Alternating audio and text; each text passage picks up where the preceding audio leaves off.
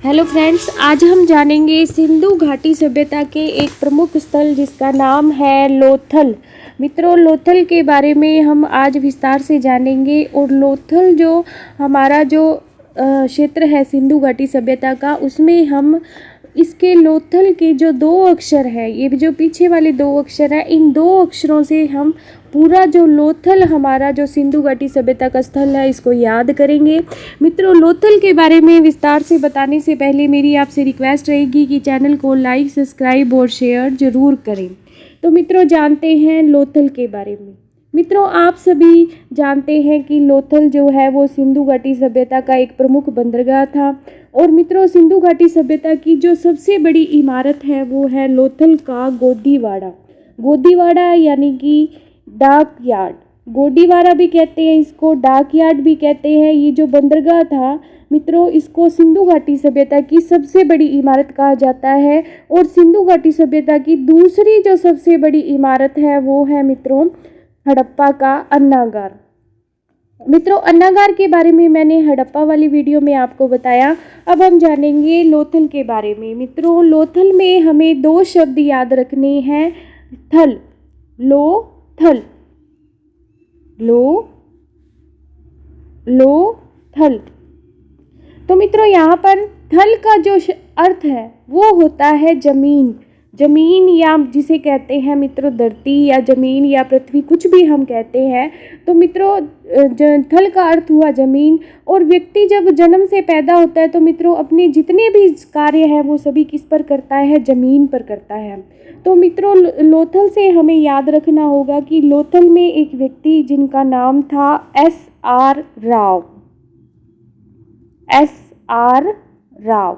तो मित्रों, S.R. राव ने सन 1951 की बात है मित्रों, 1951। मित्रों, कई बुक्स में हमें 1957 भी मिलता है। 1957 ईस्वी में इस लोथल यानी कि थल पर, लोथल में थल पर एक घर बनाया। और इस घर को बनाने के बाद जब इन्होंने मित्रों इस घर का इनॉग्रेशन किया, या मित्रों जिसको हम कहते हैं मुहूर्त किया, तो यहाँ पर आमंत्रित किया नाथ, यानी कि लोथल में इन्होंने एक नाथ संप्रदाय को, नाथ संप्रदाय के अपने गुरु थे, इनको इन्होंने बुलाया इनॉग्रेशन के लिए, घर के मुहूर्त के लिए। तो इन्होंने इन गुरु को बुलाया और यहाँ पर इन्होंने भोग इनको चढ़ाने के लिए, तो भोग से हम याद रखेंगे ये जो लोथल जो हमारा स्थल है वो कहाँ है, बोगवा नदी के किनारे है। तो मित्रों, S.R. राव ने जब अपने घर का मुहूर्त किया, लोथल में इन्होंने घर बनाया और घर में मुहूर्त पर इन्होंने अपने गुरु को बुलाया और गुरु को भोग लगाने के लिए, यानी लोथल जो है हमारा बोगवा नदी के तट पर है, भोग लगाने के लिए इन्होंने क्या बनाए मित्रों, इन्होंने बनाए मीठे चावल। अब चावल से याद आता है कि चावल के जो साक्ष्य है वो हमें लोथल से मिलते हैं। और चावल बनाई मित्रों, चावल के साथ साथ इन्होंने गुरुजी को भोजन कराने के लिए क्या बनाई मित्रों, बाजरी की रोटी। बाजरी की रोटी। तो मित्रों, बाजरी की रोटी से हमें याद रखना कि लोथल से हमें बाजरे के भी साक्ष्य प्राप्त होते हैं। मित्रों, बाजरी की रोटी बनाई, तो बाजरी की रोटी के बनाने के लिए हमें क्या बनाना पड़ेगा मित्रों, बाजरे का आटा।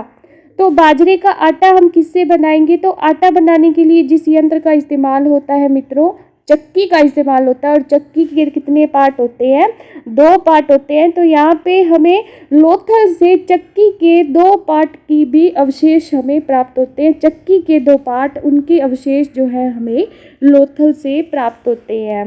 मित्रों, इसके बाद क्या हुआ कि जब इन्होंने लोथल में चावल का भोग लगाया अपने गुरु को, तो मित्रों यहाँ से हम कह सकते हैं कि चावल के जो प्रथम साक्ष्य है, चावल के प्रथम साक्ष्य जो है हमें लोथल से प्राप्त होते हैं। चावल के साक्ष्य के साथ साथ हमें ये भी बात याद रखनी होगी कि चावल के जो प्रथम साक्ष्य हैं वो हमें लोथल से प्राप्त होते हैं।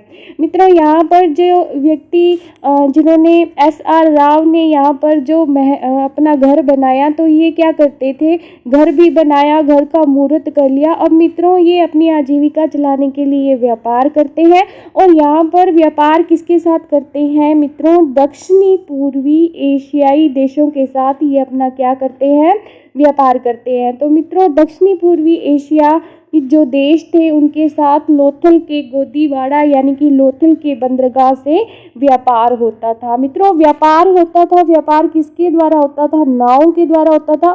तो इनके पास, राव के पास क्या थी? 4 नावें थी और 4 नावों का जो साक्ष्य है वो हमें लोथल से प्राप्त होता है। इन नावों से यहाँ क्या है, व्यापार किया जाता था। और मित्रों यहाँ पर जब व्यापार होगा तो नाप तोल जो है वो भी किया जाता होगा SR राव द्वारा।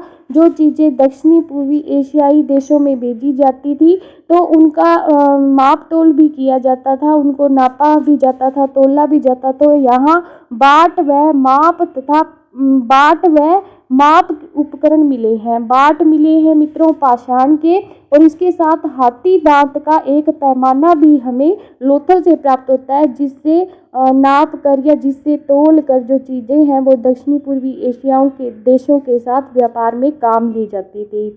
मित्रों लोथल को बंदरगाह कहा जाता है सिंधु घाटी सभ्यता का। तो समुद्र के किनारे ये स्थित था, और समुद्र के किनारे स्थित था तो समुद्र को मित्रों शांति भी रखनी होगी, समुद्र में लहरों की, समुद्र को शांत रखने के लिए ताकि उसमें कोई तूफान ना आए। तो लोथल के जो निवासी थे SR राव, उन्होंने समुद्र की देवी भी एक पूजा करते थे, समुद्र की देवी की, जिसका नाम था सिकोत्री देवी। क्या नाम था इनकी जो देवी थी, इसका नाम क्या था? सिकोत्री देवी। इस देवी की ये पूजा करते थे, समुद्र की देवी जिसको ये पुकारते थे। मित्रों SR राव ने अपने बुजुर्ग जो थे उनको, उनकी आत्मा की शांति के लिए क्या किया मित्रों? इन्होंने कौवे को भोजन खिलाया। जब मित्रों हम अपने परिजनों की या किसी की भी जब हम पुण्यतिथि बनाते हैं या उनकी आत्मा की शांति के लिए हम कोई भी भोग करते हैं तो मित्रों सबसे पहले कौओं को भोजन खिलाते हैं। और कौओं को भोजन खिलाया मित्रों तो यहाँ से हमें कौवा तथा एक लोमड़ी का भी अवशेष प्राप्त होता है। मित्रों इसके साथ साथ हम बात करें तो पंचतंत्र की जो चालाक लोमड़ी की जो कहानी है वो हमें यहाँ उत्कीर्ण मिलती है एक मृद भांड पर। तो मित्रों ये कहा जा सकता है कि ये जो लोथल के जो लोग थे काफ़ी तेज चालाक थे और ये पंचतंत्र की कहानियों से भी अच्छी तरह वाकिफ थे। मित्रों लोथल से हमें 3 युगल समाधियों की जो अवशेष प्राप्त होते हैं, ये एक विशेष बात है लोथल के बारे में कि 3 युगल समाधियां जो है हमें लोथल से प्राप्त होती है। मित्रों लोथल से हमें घोड़े की लघु मृण मूर्ति यानी मिट्टी की जो मूर्ति है वो भी हमें यहाँ से लोथल से मिलती है। बात करें मित्रों की जो SR राव थे जिन्होंने लोथल में अपना मकान बनाया, इनका व्यापार दूर दूर तक था। तो यहाँ से व्यापार था तो मित्रों ये एक लोथल जो था इसको हम औद्योगिक नगर कह सकते हैं, क्योंकि यहाँ से दूसरे देशों के साथ व्यापार होता था। और लोथल से हमें फारस की, इनके पास मोहरें भी थी, फारस की मोहरें। तो फारस की मोहरों से पता चलता है कि इनका दूर देशों से पश्चिमी एशिया के जो देश थे उनके साथ भी इनका व्यापार चलता था, बहुत ही बड़े लेवल पर, व्यापक स्तर पर। मित्रों लोथल जो था पूर्वी पश्चिमी एशिया के जो देश थे उनके साथ व्यापार करने का एक प्रमुख केंद्र था सिंधु घाटी सभ्यता का।